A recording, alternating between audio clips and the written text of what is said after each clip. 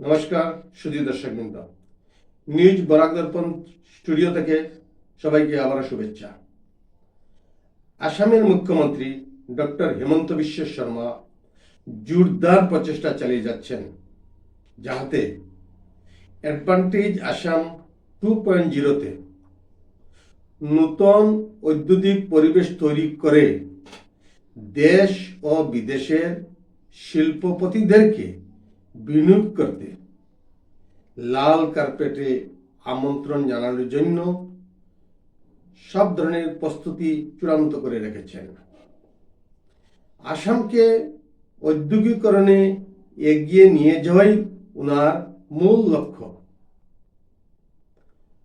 আসামের মুখ্যমন্ত্রী ডক্টর হেমন্ত বিশ্ব শর্মা মহাশয় কি বলেছেন ভিডিও ফুটেজে একটু দেখে নেন। কিন্তু আজি আমাৰ অসমত আমি কি আৰম্ভ কৰিছো? Semi conductor revolution.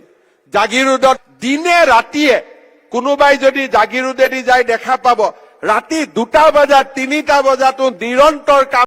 আসামের স্বপ্নকে বাস্তবে রূপান্তর করতে জাগিরোডে অবস্থিত টাটা কোম্পানির সহযোগিতায় সেমিকন্ডাক্টর প্রকল্পের কাজ দিন রাত জোর কদমে এগিয়ে চলছে। এই ক্রমাগত প্রচেষ্টার লক্ষ্য শুধুমাত্র নির্ধারিত সময়ে কাজটি সম্পন্ন করা এবং গর্বের সাথে আসামে উৎপাদিত মেড ইন ইন্ডিয়া চিপ বিশ্ব বাজারের জন্য তৈরি করা। আসামের সবচেয়ে বড় স্বপ্ন বাস্তবে রূপান্তরিত হচ্ছে। এক সময়ে এক মেরু, দিন হোক বা রাতে জাগিরোডে সেমিকন্ডাক্টরের সুবিধা 24/7 প্রস্তুত করা হচ্ছে। তাই এই সময় মতো প্রস্তুত হতে পারে এবং চিপ সরবরাহ করতে পারে যা made in India, made for the world.